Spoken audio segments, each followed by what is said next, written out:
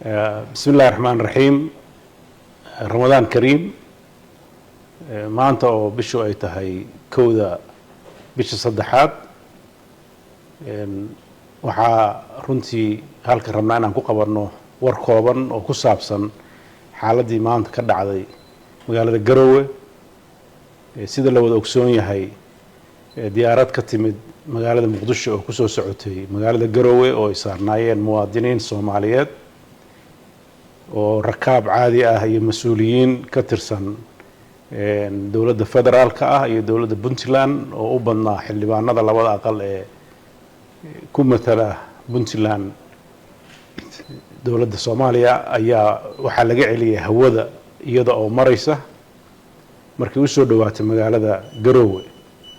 waa markii labaad oo dawladda federaalka ay samayso arrintan oo kale sidoo kale kowdii bishii labaad ayaa wafdi Puntland ay ciidamada ilaalada madaxtooyada oo u socday shirki ka dhacayay magaalada Muqdisho iyadana laga celiyay markay caga dhigan lahayd magaalada Muqdisho runtii arrimahaasi waa arrimo dhaawacaya dawladnimada Soomaaliya waa xadgudub dastuuriya oo muwaadinka Soomaaliyeed lagu waxyeeleynayo sharaftiisa karaamadiisa iyo noloshiisa waa xadgudub bini'aadanimo waa dhibaato hadday sii socoto keeni karta in la aamini waayo nidaamka dawladnimada ee dalka Soomaaliya arrimahaas inay ka dhacaan mas'uuliyiin Soomaaliyeed oo xilal sare ka haya dalka runtii waa arrin aan marna la aqbali karin suuragalna ahayn in la aqbalo waxaan rabaa inaan dhammaan ummadda Soomaaliyeed meel kasta ay joogto u sheego mowqifka Puntland arrinta ku aadan ee ah in lagu xadgudbay muwaadiniin Soomaaliyeed si guud iyo si gaar ah muwaadiniin ku soo socotay deegaanada Puntland sidoo kaleeto muctamariin ay ahayd diyaaraddaas inay ka qaado magaalada Garowe oo gobollo kala duwan ee Soomaaliya iyo Puntland ka yimid ay halkaas ku gaareen waxyeelo qorshahoodii lagu burburiyay dhibaato aysan ku talagelin halkaas loogu geystay waxaan u mari doonaa hay'adaha sharciga ah arrimahaas wixii ka dhashay oon u gudbin doonaa hadday tahay hay'adaha dawladnimada khuseeyo iyo hadday tahay maxkamadaha ay khuseyso ku xadgudubka nafta bini'aadamka dadkaas runtii waxa gaaray waa wax aan suuragal ahayn in la aqbalo Puntland waxay mar walba u taagan tahay dhismo dawlad Soomaaliyeed oo ku salaysan sharci ku salaysan ixtiraam eegaysa xuquuqda aadanaha iyo kan dadkeeda Soomaaliyeed xadgudubyadaas soo noqnoqday waxay abuuri karaan khaladaad in laga soo waaqsado ay adag tahay waxaan halka rabaa inaan uga digo ficilada noocaasa oo ah amarro ka soo baxa madaxtooyada Soomaaliya gaar ahaan si toos uga soo baxa madaxweynaha Jamhuuriyadda Federaalka Soomaaliya xadgudubkaas waa xadgudub u baahan in laga xisaabtamo looga xisaabtamo hay'adaha sharciga loogana xisaabtamo siyaabaha kale ee Soomaalidu ay uga naqsato kala aragtida siyaasadeed iyo in la xalliyo arrimaha guud ee Soomaaliya ma keenayso in nafta bini'aadanka lagu xadgudbo oo waliba diyaarado si sharciya lagu socdo inay tan oo kala dhacdo waa wax aan la aqbali karin Puntland sida hadda ay ku cad oo cid walba og tahay 18 maalmood bay waxaan u joogay anigii waftigii la socday magaalada Muqdisho arrimaha ku saabsan xal u helidda arrimaha cakarin ee Soomaaliya arrimahaas meeshii ay ku gabagaboobeen cid walba way ogyihiin golaha mustaqbalka iyo annaguba mawaaqif cadcad oo ku aadan khilaafka arrinta ku saabsan iyo sida loo xallin karo ayaan marar badan ka soo saarnay warmutriyeedyo la hadlaya bulshada Soomaaliyeed tan maanta aan ka hadlayno waxa weeye ku xadgudubka lagu xadgudbay dadka reer Puntland iyo garoomada Puntland dadka ka safraya ama u safraya. waxaan rabnaa inaan ogeysiino dhammaan dadka arrimaha Soomaaliya ay khusayso, hay-adaha caalamiga ay duulimaadyada khuseeyaan, maxkamadaha ay khuseeyaan hadday tahay kuwa Soomaaliya, kuwa bariga Afrika iyo kuwa caalamiga intaba u darban wax ka qabashada dambiyada iyo falal dambiyeedka ummadaha dhexdooda ka dhaca. runtii waxaan isleeyahay arrintaas waa arrin u baahan in lagu baraarugo, sharciguna uusan noqon sharci qof iska leeyahay siduu doonan uu ka yeelo. waxaan aada uga xumahay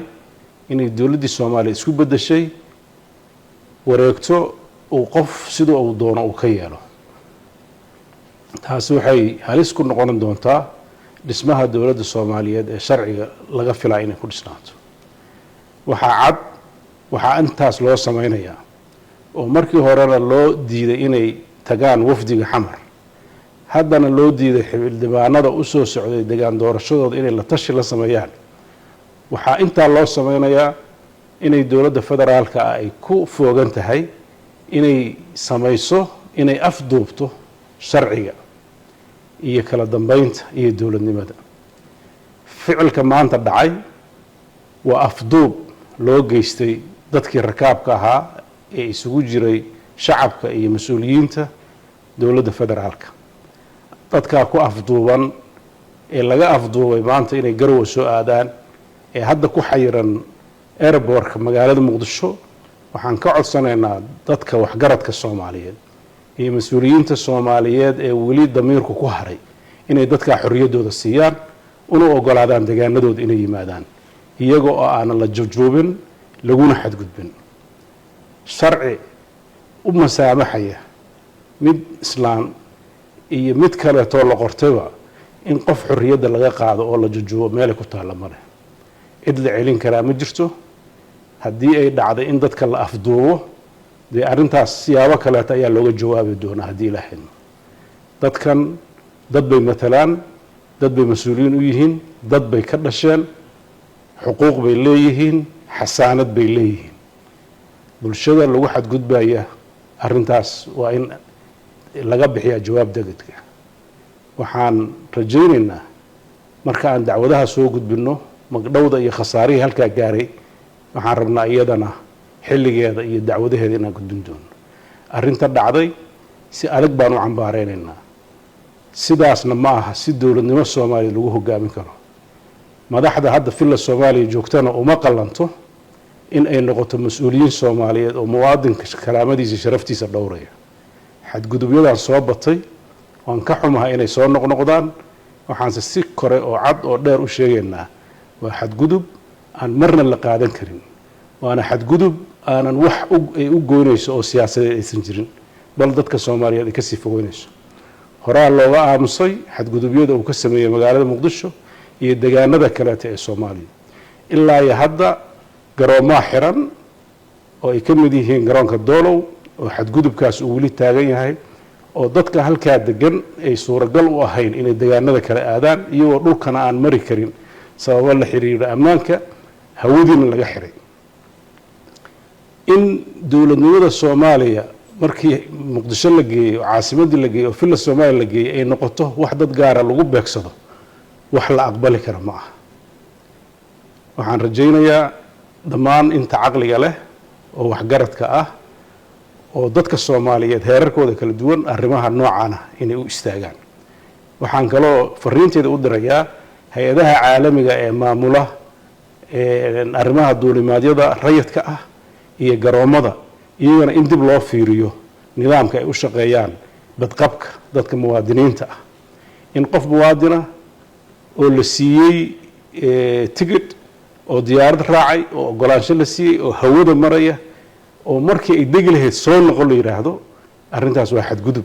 runtii aan marna la qaadan karin oo mar aan dhicin oo laba mar dhacday oo meelo badan ka dhacday. arrintaas si koraan u sheegaynaa, waxaan muujinaynaa dareenkeenna, waxaan ka xunnahay dhibaatada ku dhacday dadkii Soomaaliyeed ee diyaaraddaas saarnaa ee isugu jiray muwaadiniinta caadiga ah ee rakaabka iyo mas-uuliyiinta saarnaa. ilaahay waa wax dila, laakiin waxa maanta loo geystay waa dil qorshaysan. waxaan u rajaynaynaa inay badqab ugu yimaadaan deegaanadoodii iyo dadkoodii dadkii facalkaa geystana waa lala xisaabtami doonaa haddii ilaahay idinka dhigo waxaan kaloo rabaa inaan hadalkayga ku soo ururiyo codsiga dadka Soomaaliyeed aan u gudbinayo waliba dadka hadda ku sugan magaalada Muqdisho oo dadkaas ku xayiran yihiin oo ku xaniban yihiin in dadkaas sida degdeg ah loo soo siiyo xorriyadooda oo u yimaadaan deegaanadooda iyo dadkooda sidoo kaleeto arrimaha socda ee ku saabsan wax ka bedelka dastuurka oo loo maraayo wada kasta oo loo dilaayo dad oo loo afduubayo dad oo loo dibindaabiyanayo deegaano iyo dhul waxa ogaataan in ay keeni karto mushkilad xalkeedu muddo dheer lagu qaadato dhibaatadii ka dhacday 19 ayaan weli la xabinaynaa 35 sano kadib oo dhacday waxaan ka codsanayaa dadka Soomaaliyeed inay arrintaas si wada jir ah uga hortagaan oo meel ay ka wada istaagaan oo ilaaliyaan midnimada iyo wada jirka dadka Soomaaliyeed iyo ku dhaqanka sharciga dastuurku waa heshiis bulsho oo in loo dhamaado u baahan mowqifka Puntland iyo mowqifka golaha mustaqbalku waa cad yahay madaxweyne xasan sheekh iyo inta la socota dastuur si gaar ah uma bedelan karaan si gaar ah uma qoran karaan meel ay la tagayaan male waqtigaas ka dhuminin dhaqaalaha badan ku baayacaysid haska burburinin dalkan wax badan buu ugu baahan yahay amnigiisa iyo noloshiisa in looga shaqeeyo dadka muwaadiniinta ah xorriyadooda si dalkan wixii lagu doortay ka shaqeey muddada yar ee ku hartay dal nabada in la lagu yimaado ha ku talagelin inay marlabaad gacantaada filla Soomaaliya inay burburto ha ku talagelin oo haw celin sidii ahaan jirtay dalka Soomaaliya waxaan ku soo gabagabeynayaa hadalkayga dalkan dadkiisa waxa la rabaa inay baraarugaan oo inta aysan meel xun gaarin ay isu kaashadaan sidii dalka loo sameeyo bixin lahaa wixii maanta dhacay wax la aqbali kara maaha wax laga aamusi karana maaha fariintayda ugu dambaysa waxaan u darayaa dadka reer Puntland inay ilaaliyaan midnimadooda wada jirkooda dhowraan ilaashadaan dalkooda iyo dadkooda ilaaliyaan shuruucda hadhow lagu dhaqi doono iyo mowqifka ay ka leeyihiin waxaan ugu baaqayaa meel kasta ay joogaan hadday yihiin kuwa magaalada Muqdisho jooga ee dawladda federaal ka tirsan iyo hadday yihiin kuwa Puntland jooga ee shacabka iyo mas'uuliyiinta iyo hadday yihiin kuwa dibadda joogaba arrintan mowqif midaysan inay ka qaataan geedi socodka dalka lagu dhisaayana kaalinta ay ku leeyihiin ay ka qayb qaataan inaysan noqon jajuub iyo handadaad iyo afduub mowqifkooda siyaasiga ah iyo mustaqbalka jiilkooda mustaqbalkiisa yeenan u baabi'in Puntland dawlad ahaan iyo shacab ahaan iyo mas'uuliyiin ahaanba waxaan u taaganahay ilaalinta midnimada Soomaaliyeed iyo dastuurka federaalka ee 2012 waxaan si adag u adkeynaynaa nabadgelyada iyo kala dambeynta dawladda Puntland waxaana si aan kala har lahayn u raadin doonaa Soomaali midaysan oo mid ah oo meel u wada jeeda oo dastuur iyo sharci ay isku waafaqsan tahay ku shaqeysa fariintaas intaas aan ugu gudbayaa waana